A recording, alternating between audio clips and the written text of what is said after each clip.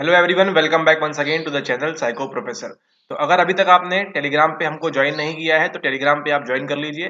Search bar में जाके ये शब्दों को लिखिए, ठीक है। ये शब्द और ये शब्द इसको लिखिए जाके आप टेलीग्राम के ऊपर, और वहां से आपको मिल जाएगा एक लाल शर्ट वाला इंसान। तो उसको जाके वहां से आप क्या कर सकते हैं, वहां से भी टेलीग्राम चैनल को भी वहां से इसको सब्सक्राइब कर दीजिए यूट्यूब को, और वहां पे जाके टेलीग्राम पे ज्वाइन हो जाइए, ताकि जो भी नई अपडेट है और वीडियोस वगैरह है वो आपको पहले वहां से अपडेट मिल जाएगी कोई नवीन वीडियो आ चुकी है, कोई न्यू वीडियो आ चुकी है, जिससे आपकी कोई भी वीडियो छूटेगी नहीं। ठीक है, ओके। 1 तारीख को ध्यान रखिएगा, 1 तारीख यानी कि 1 फरवरी को हम करने वाले हैं क्या, हम करने वाले हैं मिस्टर बैचलर। ठीक है, इनके जन्म से लेके पूरे इतिहास, इन्होंने क्या क्रांति लेके आई हमारी साइकोलॉजी में, किस प्रकार से इन्होंने मदद की। तो मिस्टर वेशलर के बारे में एक लंबा सा वीडियो होगा, आधे घंटे, 1 घंटे, 2 घंटे, कुछ भी समय हो सकता है उसका, लेकिन वेशलर के बारे में और उससे संबंधित जितनी भी सभी चीजें हैं उनको हम कवर करने वाले हैं दिनांक 1 तारीख को फरवरी। ठीक है, 1 फरवरी को कवर करने वाले हैं। जो वीडियो होगा टोटली, ये पार्ट कोर्स का होगा लेकिन टोटली फ्री होगा आप सभी लोगों के लिए, ताकि आप सभी भी इसको एंजॉय कर सकते हैं, इसके नोट्स बना सकते हैं। और अगर सवाल आएगा तो फिर किसी से भी सवाल ये छूटेगा नहीं, अगर बैचलर से कुछ भी सवाल आपको पूछा जाता है तो। ठीक है, ओके। तो वेट करिए थोड़ा सा आप, अगले 5 दिनों का 1 तारीख को आपको वीडियो मिलेगी, जिसमें हम बात करेंगे किसके बारे में, बात करेंगे मिस्टर बैचलर के बारे में।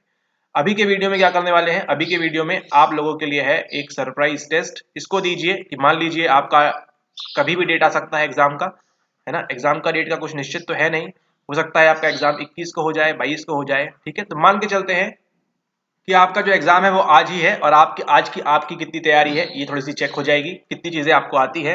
रैंडम अगर आपसे कुछ भी चीज पूछ ली जाए, जिस प्रकार से एनटीए पूछेगा आपसे पेपर के दिन, वैसे ही अगले 20 सवाल आपको दिखेंगे अभी स्क्रीन के ऊपर। तो ट्राई करिए इनके आंसर्स करने का कमेंट में, ठीक है। या फिर आप इसको एक शीट में लिख के भी हमको सबमिट कर सकते हैं। जो कोर्स के बच्चे हैं वो अपने एक शीट में लिख के अपने आंसर सबमिट करेंगे। ऑलरेडी वो मॉक टेस्ट वगैरह लगा रहे हैं, तो वहां से वो सारी चीजें कवर हो रही हैं, और ये आप लोग के लिए यहाँ से भी आप शीट पे लिख के व्हाट्सएप पे हमको मैसेज करेंगे, ये अगले 1 से 20-22 जो भी प्रश्न होंगे उसको। ठीक है, ओके। बाकी सब आप लोग जो है यहाँ पे यूट्यूब की जो ऑडियंस है वो अपने आंसर्स कमेंट में लिख सकती है, उनको एडिट कर सकती है। ठीक है, 1 2 3 4 5 करके ऐसे। ठीक है, और जल्दी हम एक न्यू वीडियो में क्या करेंगे, इन सभी आंसर्स को हम डिस्कस करेंगे।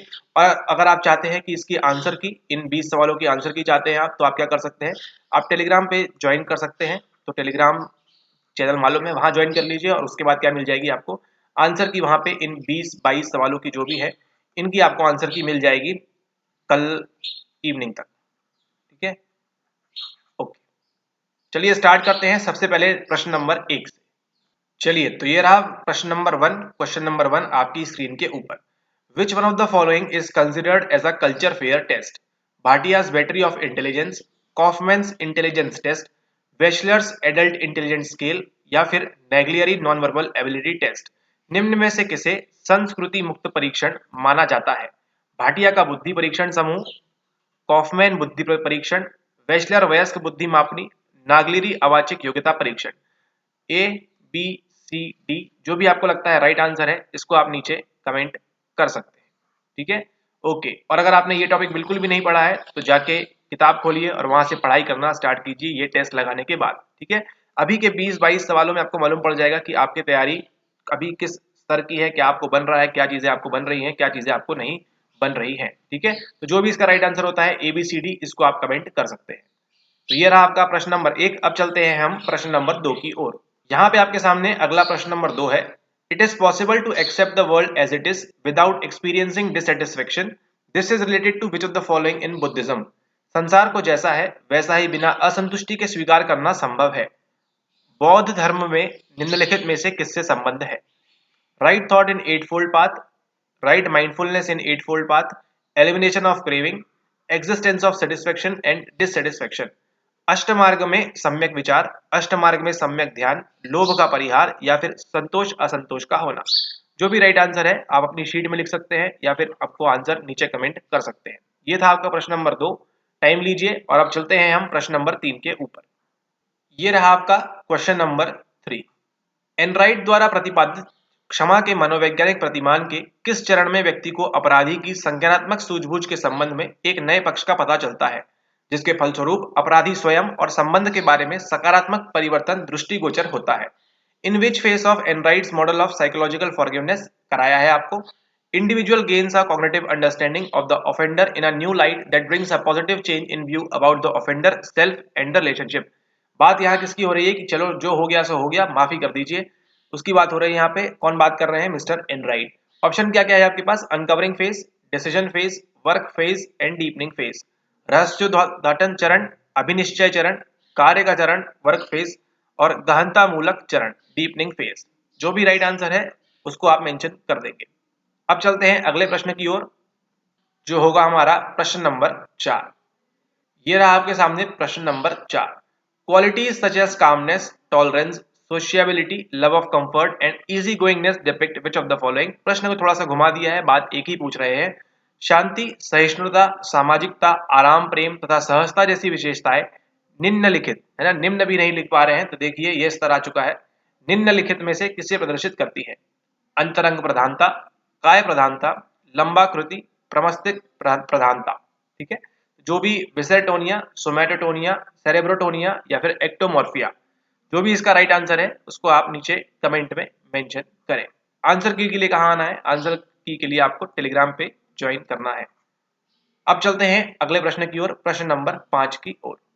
प्रश्न नंबर 5 आपसे पूछता है, discovery and understanding of our own abilities brings happiness but also brings fear of new responsibilities and duties. It is called fear of failure, Jana complex, motives conflict, fear of success.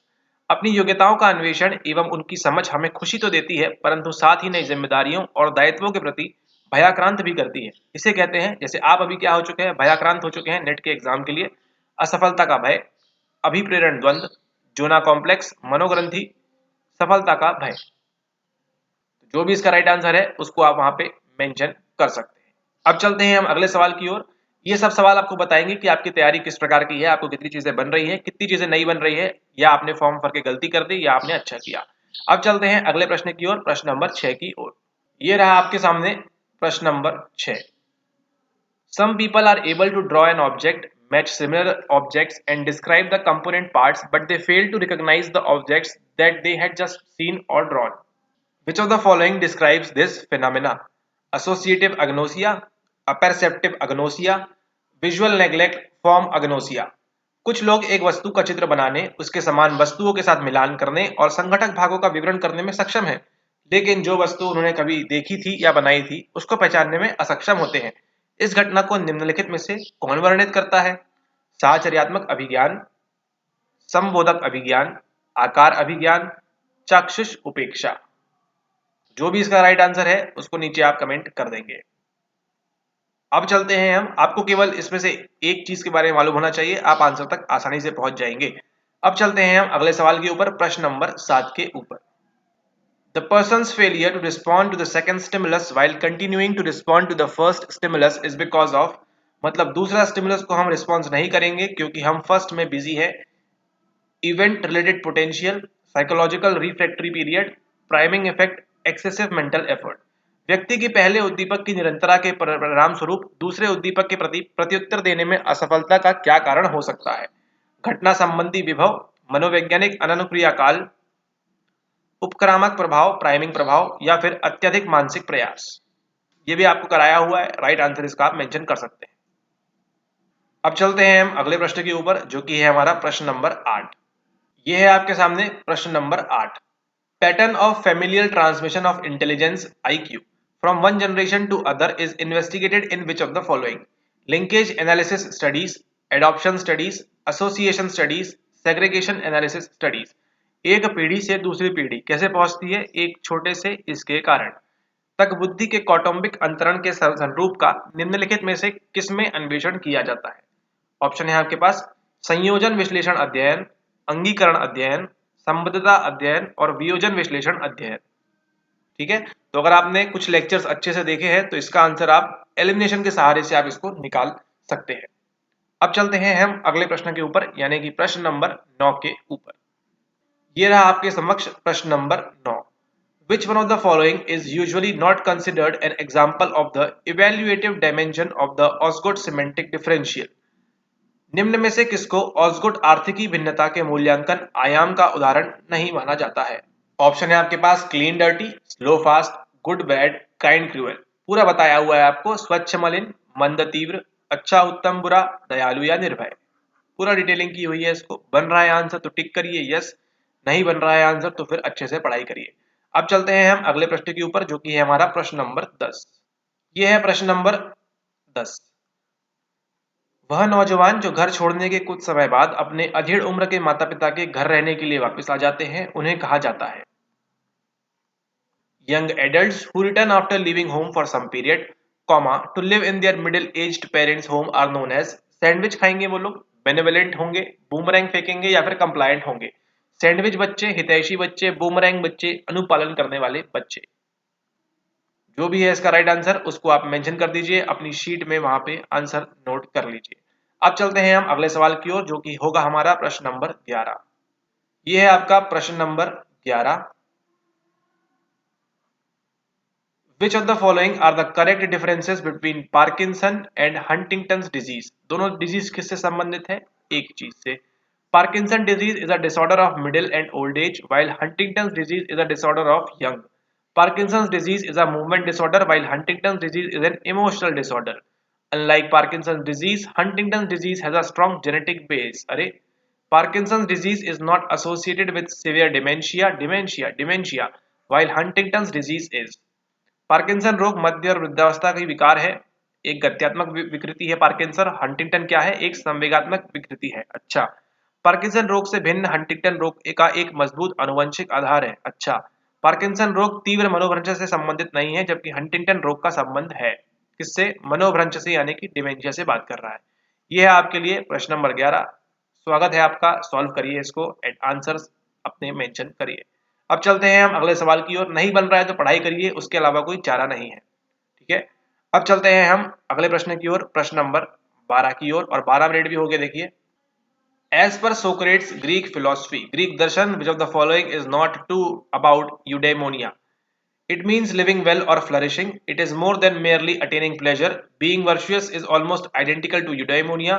Being virtuous does not guarantee eudaimonia. सुकरात के Greek दर्शन के अनुसार यूडेमोनिया के बारे में निम्नलिखित में से क्या सही नहीं है पूछ रहा है, इसका आपको ध्यान देना है। इसका अर्थ है अच्छा जीवन व्यतीत करना अथवा समृद्धि, यह मात्र आनंद प्राप्त करने से कहीं अधिक है। गुणवान होना क्या है? यूडेमोनिया के लगभग समरूप है। गुणवान होना यूडेमोनिया की गारंटी नहीं है। ए बी सी डी जो भी आपको लगता है राइट आंसर उसको आप मेंशन करिए। देखिए, आप मेंशन नहीं करेंगे तो कोई और आंसर अपने लिख रहा होगा, सबमिट कर रहा होगा, उसको सही गलत मालूम पड़ेगा और आपको पछतावा होगा। अब चलते हैं हम अगले सवाल की ओर, जो कि क्या होगा? जो कि होगा आपका प्रश्न नंबर 13। यह है आपके सामने प्रश्न number 13। Behaviour is a direct result of behavioural intentions. This is explained by which of the following? व्यवहार व्यवहारिक अभिप्रायों का प्रत्यक्ष परिणाम है, इसकी व्याख्या निम्नलिखित में से किसकी है? Theory of social impact, equity theory, theory of reason action या फिर करस्पोंडेंट इन्फेरेंस थ्योरी। तार्किक क्रिया का सिद्धांत, सामाजिक प्रभाव का सिद्धांत, संगत अनुमान का सिद्धांत या फिर साम्यता का सिद्धांत। ए बी सी डी जो आपको लगता है सही आंसर उसको मार्क करिए एंड अब चलते हैं हम अगले प्रश्न के ऊपर, यानी कि प्रश्न नंबर 14 के ऊपर। यह है आपके सामने प्रश्न number 14। A person's chronological age is 20 years and mental age is 16 years. What would be his IQ? यदि किसी व्यक्ति की कालक्रमिक आयु 20 वर्ष और उसकी मानसिक आयु 16 वर्ष है तो उसकी बुद्धि लब्धि क्या होगी? 120, 100, 110, 80, 120, 100, 80, 110। ठीक है, क्या होगा इसका राइट आंसर? इसको आप मेंशन कर सकते हैं। अब चलते हैं हम अगले सवाल की ओर, जो कि है हमारा प्रश्न नंबर 15। यह है आपके सामने प्रश्न number 15। Which of the following is involve in type a processes of thinking as describe by Wertheimer? Wertheimer से क्या याद आएगा आपको? आपको याद आएगा पर्सनैलिटी। वर्टहाइमर द्वारा बताई गई सोचने के टाइप ए प्रक्रिया में निम्नलिखित में से कौन से शामिल हैं? Grouping and reorganisation, assimilation and conditioning, blind trial and error, partially productive methods. समूहीकरण और पुनर्गठन, सदृशीकरण और अनुकूलन, आंशिक उत्पादी प्रक्रियाएं, अज्ञात परीक्षण और त्रुटि। A B C D right answer क्या है अपनी शीट में मेंशन करिए। ठीक है, ओके। अब चलते हैं हम, इनके दो भाई भी थे, उनके नाम भी आपको मालूम होना चाहिए। अब चलते हैं हम, भाई असलियत में नहीं थे लेकिन जो काम कर रहे थे उसमें भाई थे। अब चलते हैं हम अगले सवाल के ऊपर, यानी कि प्रश्न नंबर 16 के ऊपर। यह है आपके सामने प्रश्न number 16। Which of the following statement is wrong? हम हमेशा प्रश्न के ऊपर नहीं जाएंगे, अब हम चलेंगे आगे से प्रश्न के नीचे। ठीक है, ओके। तो 16 नंबर प्रश्न के नीचे चलते हैं और बात करेंगे body's requirement of sleep varies with age. Wrong पूछा है, इसका ध्यान दीजिए। Tertiary prevention is action taken to identify and treat and endorphins are released during exercise. Excessive alcohol consumption leads to shrinking of frontal lobe of the brain. कौन सा कथन गलत है, यहाँ पे ये पूछ रहे हैं। शरीर की नींद की आवश्यकता उम्र के अनुसार भिन्न भिन्न होती है। तृतीयक निवारण ऐसी प्रक्रिया है, एसी दे दी है आपको, देखिए बधाई हो, जो समस्या को रोकने अथवा विपरीत करने के उद्देश्य से किसी बीमारी अथवा चोट की पहचान करने और उसका उपचार करने हेतु की जाती है। व्यायाम के दौरान एंडोर्फिन का स्राव होता है। शराब के अत्यधिक सेवन के परिणाम स्वरूप ललाट खंड सिकुड़ जाता है। ठीक है, शराब के अत्यधिक सेवन के परिणाम स्वरूप ललाट खंड सिकुड़ जाता है। पूछ रहा है इनमें से क्या रॉन्ग है, ए बी सी डी, जो भी आपको लगता है राइट आंसर है उसको आप मेंशन करिए। ठीक है, ओके। अब चलेंगे हम अगले प्रश्न के ऊपर, सॉरी अगले प्रश्न के नीचे, यानी 17 नंबर प्रश्न के नीचे। तो ये है आपके सामने प्रश्न number 17। If a person's distinctive social category makes him or her vulnerable to stereotyping, it is referred to as token integration, neosexism, ingratiation, token bias. यदि किसी व्यक्ति की विशेष सामाजिक कोटि उस पुरुष या महिला को रूढ़ धारणा अपनाने के लिए सहज रूप से प्रवृत्त करता है, तो इसे कहा जाता है क्या? सांकेतिक एकीकरण, अनुग्रह प्रापण, नव यौनवाद, सांकेतिक पूर्वाग्रह। ठीक है, अनुग्रह प्रापण, इनग्रेटिएशन आपको मालूम है क्या है, वीडियोस देखिए, आपने लेक्चर्स किए हैं, तो फिर इस हिसाब से अपना आंसर आप सबमिट कर सकते हैं। ठीक है, अब चलेंगे हम प्रश्न नंबर 18 के नीचे। ये रहा आपके सामने प्रश्न number 18। Which of the following describes the enduring facilitation of synaptic transmission that occurs following activation of synapses by high intensity and high frequency stimulation of presynaptic neurons? निकल गया ऊपर से, बधाई हो। उच्च प्रबलता और तीव्र आवृत्ति वाले उद्दीपन के पूर्व अंतर्ग्रंथि तंत्रिका कोशिकाओं के क्रियाशीलन के पश्चात होने वाली अंतर्ग्रंथि संचलन की स्थायी सुसाध्यता का वर्णन निम्नलिखित में से कौन करता है? Action potential, absolute refractory period, relative refractory period या फिर लॉन्ग टर्म पोटेंशिएशन। क्रिया विभव, निरपेक्ष अनुक्रिया अवधि, सापेक्ष अनुक्रिया अवधि, दीर्घावधिक प्रभावकरण। ठीक है, इनमें से क्या होता है, इसको आप यहाँ पे आंसर कर देंगे। इन चार में से जो भी है आपका ए बी सी डी, उसको आंसर कर देंगे। अब चलते हैं हम प्रश्न नंबर 19 के नीचे। ये रहा आपके सामने प्रश्न नंबर 19। अभी तक कितने सही हो रहे हैं, मतलब आपको लग रहा है? सबमिट करिए, चलिए सही गलत बाद में देखेंगे। विच of the following is correct for the pheromones? Pheromones के संबंध में निम्नलिखित में से क्या सही है? ये है आपके सामने प्रश्न नंबर 19, इसको पढ़िए एंड आंसर करिए। अब चलते हैं इसके बाद हम प्रश्न नंबर 20 के नीचे और देखते हैं प्रश्न नंबर 20 हमसे क्या बात करता है। ए बी सी डी जो भी राइट आंसर है आपको लगता है उसको सबमिट करिए। ये रहा आपके सामने प्रश्न नंबर 20। किसी महिला को पता चलता है कि उसे कंपनी में उच्च पद पर प्रोन्नति से वंचित किया गया है। वह शीघ्र ही अपने बॉस के कार्यालय में जाती है और अपना क्रोध प्रदर्शित करती है। यह निम्नलिखित में से किसका उदाहरण है? यौक्तीकरण, प्रतिशमन, प्रतिक्रिया निर्माण, उदात्तीकरण। A woman who learns that she has been deprived of promotion to a higher job in a company may storm into her boss office and have temper tantrum। पूरा खेल इस टेम्पर टेंट्रम का है, ये समझ गए तो आंसर तक पहुंच जाएंगे। It exemplifies sublimation, rationalization, reaction formation या फिर regression. A B C D जो भी आपको लगता है राइट आंसर उसको आप मेंशन करिए। अब हम चलते हैं आखिरी सवाल के ऊपर, यानी कि प्रश्न नंबर 21 के ऊपर। तो ये रहा आपके सामने प्रश्न नंबर 21, जिसके ऊपर हम आ चुके हैं। Which of the following nerves carry the sensory messages from skin, eyes and ears to the central nervous system, CNS के पास? त्वचा, आंखों और कानों से संवेदी सूचनाओं के संचार को केंद्रीय स्नायु तंत्र तक ले जाने वाली स्नायु निम्नलिखित में कौन से हैं? क्या वो अपवाही है, क्या वो अभिवाही स्नायु है, कपालीय नर्व है या फिर परिधीय नर्व है? Efferent, afferent, cranial and peripheral. A B C D जो भी इसका राइट आंसर है उसको आप नीचे मेंशन कर सकते हैं।